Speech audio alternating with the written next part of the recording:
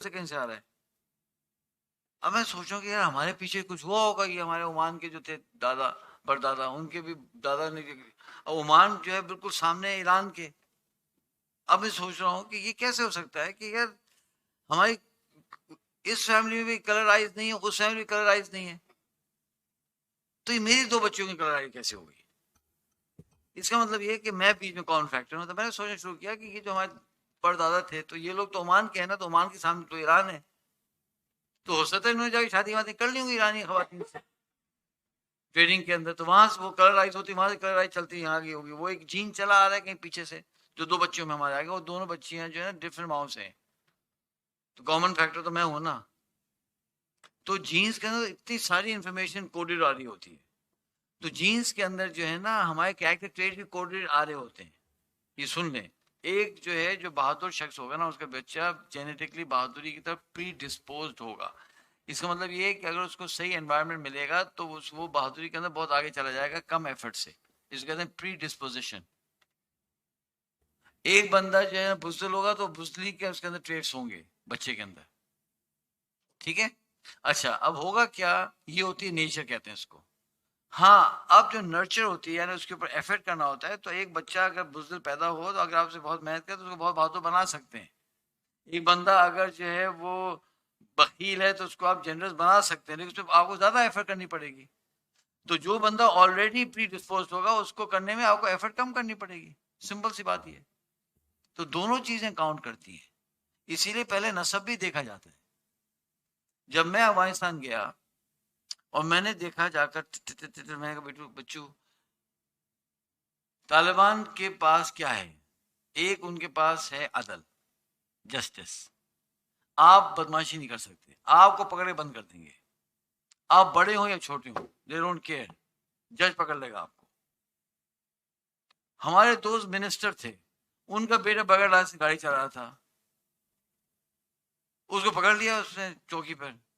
उसने, मैं मिनिस्टर का बेटा हूँ, तो हो गए तो मिनिस्टर के लड़के, हम क्या करें, तुम क्यों गाड़ी चला बंद अंदर बंद कर दी? फिर मुझे कहने मुझे फोन आया कि यहाँ का लड़का बंद है क्या। मैं वहां गया, उनकी बंदे समाजत की कि यार अल्लाह के लिए छोड़ दे, अपनी गलती करेगा मेरा बच्चा यार। तो मैं, चलो ठीक है जाओ।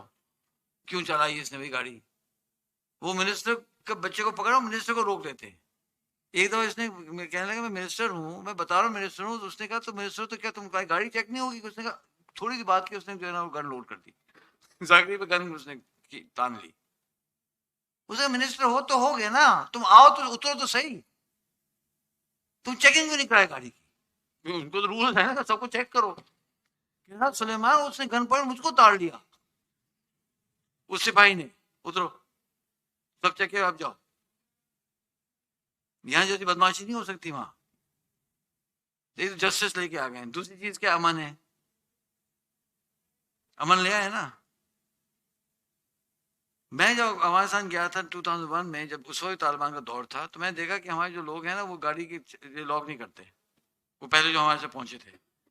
मैंने कहा भाई सही है, तालिबान के लाए, गाड़ी तो लॉक करो यार। क्या इसमें भाई यहाँ नहीं, मैं क्या गाड़ी तो लॉक क्या करो, शीशे भी तुम नहीं चढ़ा रहे हो। मैं, नहीं ठीक है, जितना भी अमन होगा, ये कोई तरीका नहीं होता। मैंने उनको समझाया और डांटा। पैसे गाड़ी में पड़े होते हैं, सामान गाड़ी में पड़ा, तुम शीशे खोल के चुप हो गए बेचारे। एक डेढ़ महीना गुजरा और जना हमारी भी आदत खराब होगी। गाड़ी लॉक किए हम भी निकल रहे हैं, शीशे खोल के हम भी निकल रहे हैं, क्योंकि इतना वो अमन था कि ये सोच नहीं सकते कि आप चोरी होगी। अभी वही हाल है। अब जिस मुल्क में जस्टिस आ गया, अमन आ गया, और ये दो चीजें आ गई ना, जस्टिस और अमन, और third thing law, rule of the law, कानून। ये कानून है और इस पे चलना है। अब कोई बदमाशी नहीं चलेगी, ये कानून तोड़ते हैं। सही है। जब तीन चीजें किसी सोसाइटी में आ जाएंगी ना, ये तीन चीजें, तो वो सोसाइटी ऑटोमेटिकली इकोनॉमिकली ऊपर जाना शुरू हो जाएगी। आपको मैंने मैंने उसी वक्त प्रिडिक्ट किया था कि अब इनको ना एड की जरूरत नहीं होगी, ये खुद ब खुद चंद महीनों में उठ जाएंगे, और वही हुआ। एड उठ जाना बंद हो गई। तो इनको जरूरत किस चीज की? जरूरत इस चीज की है कि इनके पास ह्यूमन रिसोर्स नहीं है ट्रेंड। तो ये बेचारे लड़ते रहे, वो सामने वाले जो है वो भी लड़ रहे थे, लेकिन उनके पास अमेरिकन आ गए। उन्होंने क्या किया, वहाँ के लोगों को स्कॉलरशिप दे, किसी को यूरोप भेजा, किसी को ऑस्ट्रेलिया और यूएस और कनाडा। अब उस तरफ वाले जो सामने वाले लोग थे, नॉर्दर्न अलायंस वाले, उनके पास तो पीएचडी की भरमार है, इनके पास है नहीं। तो मैंने इनसे कहा कि देखें, मैं आपको आपके चंद हजार बच्चे लूंगा इंशाल्लाह, प्रोग्राम का नाम नखला होगा, हम इन बच्चों को ट्रेन करेंगे, हम आपको वापस देंगे 25 साल के अंदर। ठीक है, डील हो गई। अब मैंने सोचा कि यार मैंने बच्चे डेवलप करने हैं, तो कोर तो इनका वैसे ही है माशाल्लाह अफगानिस्तान के लोगों के अंदर, फिर कैरेक्टर डेवलप करना होगा और कॉन्फिडेंस डेवलप करना होगा। अब मैंने कहा कि कॉन्फिडेंस डेवलप करना तो आसान है, कैरेक्टर डेवलप करना मुश्किल है।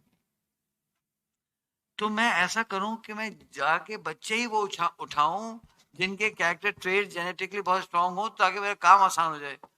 लोगों ने मुझसे कहा कि फिर कैसे, मैंने कहा मैं बताता हूँ। मैंने इनसे पूछा तालिबान से, ये बताओ कि सबसे ज्यादा लड़ाई कहाँ हुई है। कुछ इलाके ऐसे थे कि जहां लड़ाई हुई और वो बेचारे नहीं सस्टेन कर सके, प्लेन्स थे, फलाना था। कुछ इलाके ऐसे थे पहाड़ों में कि जो लड़ाई होती रही एक 20 साल होती रही। कुछ ऐसे इलाके अफगानिस्तान में जहाँ अमेरिकन जो है ना, तला साहिबा, जहाँ अमेरिकन पहुंच ही नहीं सके। जब मर्द भी खड़े हो सकते हैं, औरतें भी खड़ी हो जाती हैं, तो उससे नींद चली जाती है। आप भी खड़े होकर देखें तो नींद चली जाएगी। कोई बात नहीं, मैं भी खड़ा होता हूँ, ऐसा कोई मसला दिल पे ना ले जाओगे। मियाँ खड़ा हो रहा तो आप बेगो भी खड़े हो सकते। नहीं यार, नहीं वहाँ ऐसे तो सजा लगेगी, उससे चल जाए पीछे। तो अब ऐसा लगेगा थोड़ा सा रिलैक्स हो रही। तो मैंने उनसे पूछा कहाँ लड़ाई ज्यादा हुई है। कुछ ऐसे इलाके हैं जहाँ अमेरिकन पहुंच ही नहीं सके। इतना इन्होंने लड़ाई की, इतना इन्होंने मारा कि इन इलाकों में ऊपर से बॉम्बिंग करके चले जाते थे, लेकिन घुस नहीं सके। ठीक है, मैंने कहा वो इलाकों का मुझे बताएं कहाँ है। अब मैं कही वो तो बहुत रिमोट है। मैं कहा रिमोट है कोई बात नहीं, वो वहां से मैं बच्चे उठाऊंगा। क्योंकि जिन लोगों ने इतनी लड़ाई की है, इसका मतलब उनके अंदर शुजाअत होगी, हमीयत होगी, ईमान होगा, तकवा होगा, तवक्कुल होगा, रिजिलियंस होगी। तो जब उनके बच्चे हम लेंगे तो पहले ही तो क्वालिटीज उनके अंदर होगी, तो मेहनत करना कम करनी पड़ेगी मेहनत। अब ये पब्लिक वो कर रही है, क्या कहते हैं, पट्टियां पढ़ा रहे हैं। नहीं वो तो बहुत रिमोट इलाके में, तो पहुंचने में घंटे घंटों लग जाते हैं, दिनों लगे। मैं कहा भाई घंटे लगते हैं, लगने दो यार, ये थोड़ी सी मुशक्कत है, खत्म हो जाएगी। लेकिन बच्चे तो मुझे वही चाहिए। इसीलिए हमारे बच्चे जो है रिमोट पहाड़ों में रहते हैं अफगानिस्तान के, पख्तिया, खोस, पख्तिका, ऐसे ऐसे इलाके में। सोचा कि अगर छुपना हो ना, कसम से यहाँ आगे छुप जाओ, आपको कोई ढूंढ ही नहीं पाएगा, इतने रिमोट इलाके। और रूल ये है कि हर घर कोई लाइन लगी नहीं लगेगी पैसे लेने के लिए। आप हर घर में जाएंगे, हर महीने पैसे देंगे, उनके अहवाल लेके आएंगे, और 100% उनकी नीड हम पूरी करेंगे। अगर मेडिकल प्रॉब्लम है तो हम पूरा करेंगे, फलाना प्रॉब्लम है तो हम पूरा करेंगे, हम करेंगे, हर घर में जाएंगे। अब हम पहुंचे, ये जो है पक्तिया में बहुत रिमोट इलाका है, उसका नाम है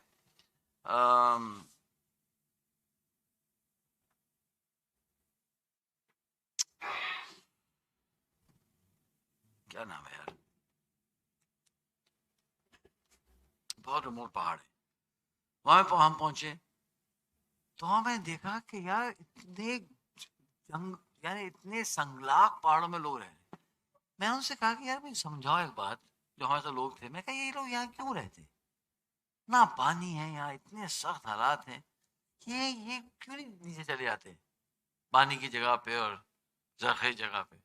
कहने लगे कि यहाँ इनके अखरोट के, सॉरी इसके ये होते चलगोजे के दरख्त हैं, और वो चिलगोजे के दरख्त जो है ना, वो इनके आते हैं विरासत में। और चिलगोजा बहुत महंगा बिकता है, तो वो दरख्तों की वजह से यहाँ रहते हैं, वो दरख्तों से ये लोग यहाँ पहाड़ों में रहते हैं। तो मैंने कहा यार चिलगोजा नीचे लगा लो। कहा, यार आपको नहीं पता सुलेमान साहब। कहीं नहीं, कैसे चिलगोजा का दरख्त उगाया नहीं जा सकता, वो नेचुरली उगता है, और उसको लगा नहीं सकते। उन दरख्तों की वजह से ये लोग वहां पहाड़ों में रहते हैं। समझ आई बात। किसी को 20 दरख्त हैं, 30 दरख्त हैं, 40 दरख्त हैं, तो वो पहाड़ों में रहते हैं। बच्चों वो इतने सख्त रास्ते हैं। मैंने मैंने जब गाड़ियां खरीदी तो मैंने कहा जो लक्कड़ हजम पत्थर जो गाड़ी है ना दुनिया की, 4 व्हील ड्राइव, वो पता है कौन सी, वो हाईलैक्स है। Hilux, Toyota Hilux. इसकी टक्करी गाड़ी बहुत मुश्किल से मिलेगी आपको। ये है लक्कड़ हजम। तो मैंने 2 हाईलैक्सेस खरीदी। अब मुझे ये कह रहे हैं जी वो जो फलानी जगह आपने जाना है ना, उसका नाम यहाँ से निकल रहा है, उस जगह का नाम बख्तिया में जुर्मत नहीं, जुर्मत है, और वो हमारी वेबसाइट खोलोगे ना, उसमें वो जगह का नाम आ जाएगा, भूल रहा हूँ। तो कहने लगी जी हम तो हाईलैक्स नहीं लेके जाते। मैं क्यों? क्या वो सड़क पे हाईलैक्स? मैं क्या हो गया यार, हाईलैक्स नहीं जा सकती सड़कों पे? क्या सर देखे ना, हाईलैक्स हम लेके जाएंगे गाड़ी तबाह हो जाएगी। मैं तुम करते क्या हो? कह रहे हम गाड़ी जो है ना रोड पे छोड़ते हैं, यानी एक पॉइंट तक गाड़ी जाती है, फिर हम गाड़ी वहां रोड पे खड़ी कर देते हैं, फिर वहां की जो लोकल जीप्स है ना उनमें जाते हैं। मैंने कहा यार लोकल जीप्स तो बड़ी अनकंफर्टेबल होंगी यार, बेगम भी साथ हैं। कह नहीं ऐसे ही होता है। मैं देखते हैं। मैं सोचा मैं लेके चला जाऊंगा अपनी हाईलैक्स, एक दफा करो। और लोकल जो पुरानी गाड़ियां होती हैं, मैं जब वहां पहुंचा ना और मैं देखा ना वो सारा, मैंने कहा यार वाकई यहाँ तो गाड़ी तबाह हो जाएगी। ये तो जीप ट्रैक भी नहीं है, वो पत्थर है, पत्थरों में जाओ आप। और वो लोकल बंदे को वो होता है ग्रिप के, वो पत्थरों पे गाड़ी स्लाइड हो रही होती है, उस गाड़ी को बचा के निकालता है। कभी वो नहरों से गुजर रही होती है, फसाने से। मैं कहा खड़ी करो भाई गाड़ी हमारी, यार ये तो वाकई खराब, ये तो खत्म हो जाएगी गाड़ी। ऐसे सड़कें। फिर वहां पहुंचे, अब हर घर जा रहे हैं हम। तो उन्होंने मुझसे कहा कि हमने ना उसूल को थोड़ा चेंज किया। मैं क्यों? कहना एक खानदान ऐसा है, बेवा खातून है, बच्चे हैं और उनका ज़ईफ ससुर है, जो यहाँ से 4 घंटे की वॉक पे रहते हैं, यानी यहाँ से आगे वो जीप भी नहीं जा सकती। तो मैंने कहा फिर क्या हो? कह रहे जी चूंकि भाभी थी तो इसलिए हमने उनको बुलाया है, तो वो बेचारे चलना शुरू हुए 4 घंटे पहले, वो पहुंचने वाले हैं।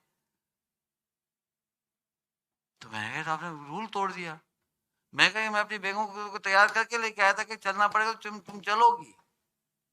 तो हम तो तैयार थे चलने के, हम 4 घंटे चल के जाते, 4 घंटे चल के आते। अब वो बेचारे चलते हुए आए मिस्कीन, एक खातून, छोटे छोटे बच्चे, वो अपने पेमेंट लेने के लिए। और ज़ईफ बंदा डंडे के साथ आया और वो उन्होंने अपनी पेमेंट वगैरह ली, खैरियत बताई। कहना हमको जाना जाना क्यों कि अंधेरा ना हो जाए। उसी वक्त हमारे सामने आए, थोड़ी थोड़ी देर बैठे और जो है निकल गए।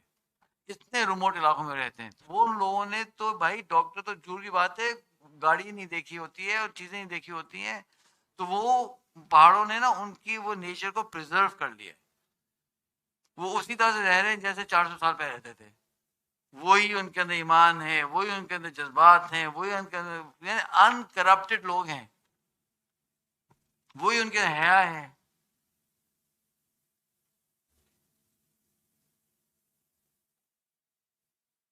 तो मैं गाड़ी ड्राइव कर रहा था, तो वो साथ वालों में सो रहा था पहाड़ों में, इंसान में। मैं वो अकेला था, हम दो थे सिर्फ। अब मैं देखा दूर से ना कोई खातून चलती हुई आ रही सड़क पे। तो मैं चलाता रहा, जब करीब पहुंचा तो कोई लड़की थी। उसने जैसे गाड़ी देखी ना, वो पीट करके खड़ी हो गई।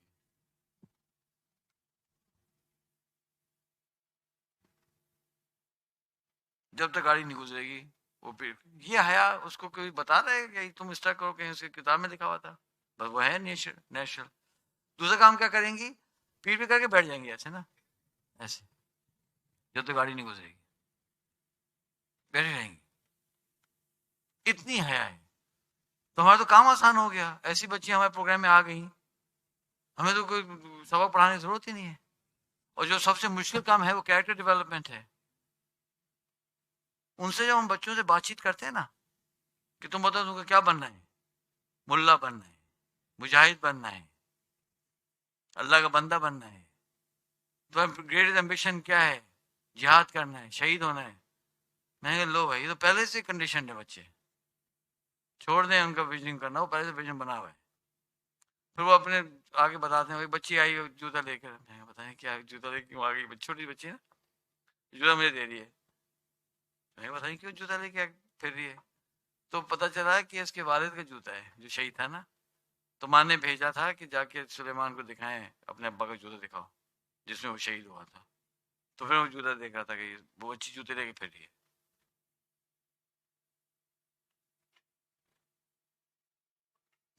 तो ये वहाँ कैरेक्टर है। इसलिए वो जो आपके सवाल का तफसीली जवाब, इसीलिए आप लोग पूछते हैं आपका दिमाग खराब है यार पहाड़ों में। दिमाग नहीं खराब है, इसलिए हम गए हैं पहाड़ों के अंदर। और फिजिकली इतने वो स्ट्रांग होते हैं माशाल्लाह से, उनके अंदर एक जज्बा होता है। मैं एक कहानी सुनाता हूँ, आगे चलते हैं, कैरेक्टर की बात है। मैं घर में गया तो भाई साहब दो बेवाएं हैं। अच्छा। मैं बैठा, मैं पूछा दो बेवाएं कैसे हैं? तो उन्होंने कहानी सुनाई। उनका हुआ ये था कि एक 4 भाई थे, तो एक भाई मुजाहिद था।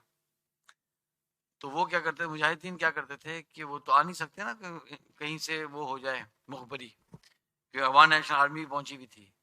वो क्या करते थे, छुप छुप कर 3-4 महीने में छुप कर आते थे। एक रात के लिए ईशा में पहुंचे, बेगम से मुलाकात की, बच्चों को देखा, प्यार करके निकल गए। इस तरह से होते थे। तो वो आया छुप कर, वो आया और मुखबरी हो गई, वो इंफॉर्मेशन मिल गई।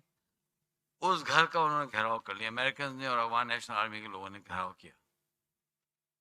पता नहीं कितनी 20-30 गाड़ियां आई, और घर में था, वो घुस गए। चलो भाई, सारे मर्दों को जमा किया, उनको वो नहीं जो प्लास्टिक के होता है, वो हैंडकफ करके सबको बिठा दिया लाइन के अंदर। औरतों का कमरों में चले जाओ। इनसे पूछा कौन है वो मुजाहिद, वो बैठे थे 4-5 भाई थे, चाचा थे, वाले थे, इस तरह से। ये है, उठो और चलो अपने कमरे में जाओ। उसका जो बड़ा भाई था, उसने कहा तुम इसको कहाँ लेके जा रहे हो? उसने बस लेके जा रहे हैं।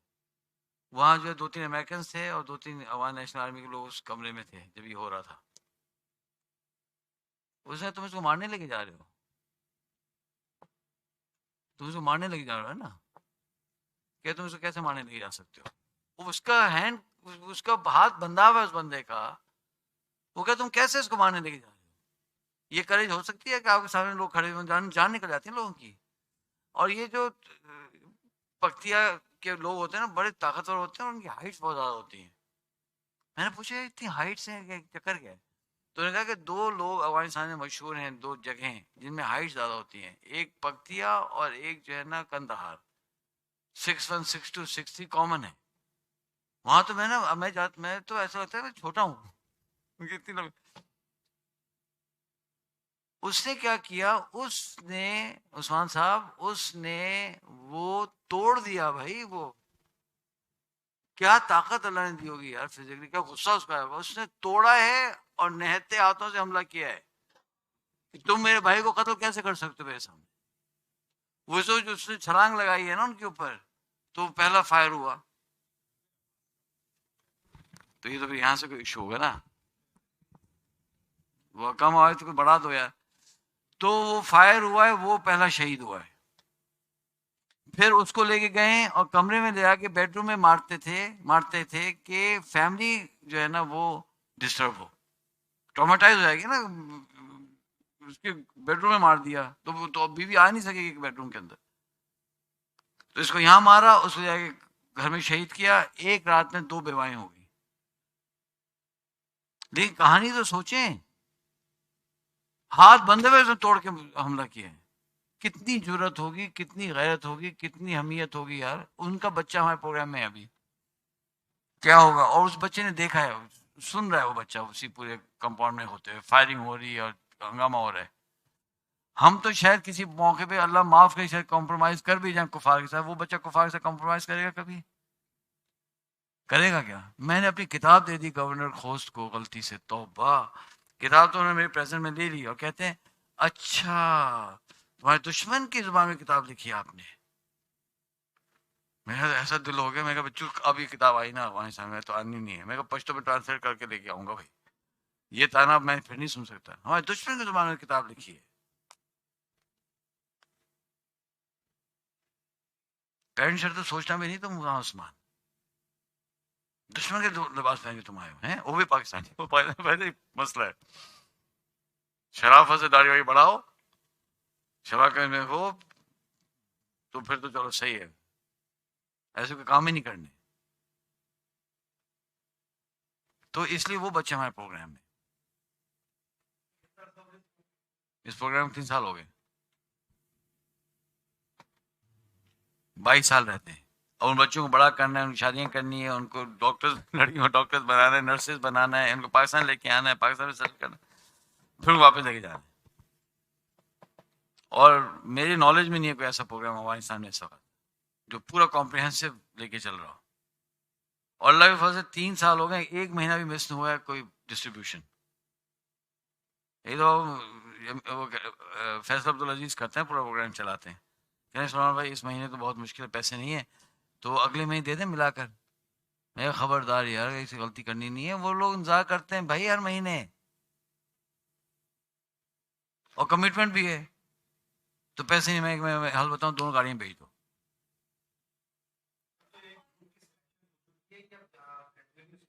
ऐड होते जा रहे हैं, ऐड करते जा रहे हैं। अभी 3 प्रोविंसेस है ना, 34 प्रोविंसेस है, हर प्रोविंस में एक सेटअप करना है प्रोग्राम। 3 है अभी, 31 प्रोविंसेस रहते हैं इंशाल्लाह। डॉक्टर नहीं मिल रही, डॉक्टर में एक अजीब मुश्किल हो गई भाई, डॉक्टर नहीं मिल रही यार, कहाँ से डॉक्टर लेके आएंगे। तालिबान ने कह दिया हमें तो अफगानी डॉक्टर चाहिए नहीं, दी डॉक्टर। भाई क्यों? इसलिए कि इतना करप्शन था पिछले गवर्नमेंट में कि डिग्रीज बिकी हैं। वो कह अफगानी डॉक्टर नहीं, पाकिस्तानी डॉक्टर होनी चाहिए, पाकिस्तानी डॉक्टर्स की बड़ी वैल्यू है। मैंने पूछा पाकिस्तानी डॉक्टर्स से, पाकिस्तानी डॉक्टर्स ने कहा कि जो अफगान अफगान डॉक्टर आके हमारे साथ काम करते हैं उनकी कॉम्पिटेंस इतनी लो है कि सलमान साहब सही कह रहे हैं, यहाँ अफगान डॉक्टर नहीं होनी चाहिए। मैं कहा चलो ठीक, मसला ही नहीं होगा। हमने डॉक्टर ढूंढने की कोशिश की, भाई कोई डॉक्टर मिल ही नहीं रही महरम के साथ जाने के लिए।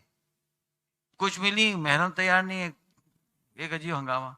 8 महीने हम ढूंढते हैं, डॉक्टर नहीं मिली। और वहां से प्रेशर आ रहा है, डॉक्टर कब आएंगी, डॉक्टर कब आएंगी। तो शुक्र है कि डॉक्टर रुजदा मिल गई, चलती फिरती कहीं, मतलब ऐसा नहीं, मतलब किसी ने बताया कि एक डॉक्टर साहब हैं वो तैयार हैं जाने के लिए। तो फिर पिछले साल मैंने शादी की कि भाई चलें अब डॉक्टर। तो ये नखला की बरकत से आई हैं, अब इनका ट्रैवल होने वाला है, तो ये पूरा वो प्रोग्राम को रन करेंगे। और जब ये पहाड़ों में जाएंगे ना, तो उन खवातीन ने पहली दफा डॉक्टर देखी होगी, पहली दफा they will see a doctor, lady doctor पहली दफा देखेंगे, देखेंगे जिंदगी की, ये लेडी डॉक्टर ऐसी भी होती कोई। सालों से बीमार हैं, कहते नहीं हम मेल्स को नहीं दिखाएंगे, मर जाएंगे हम मेल्स दिखाएंगे।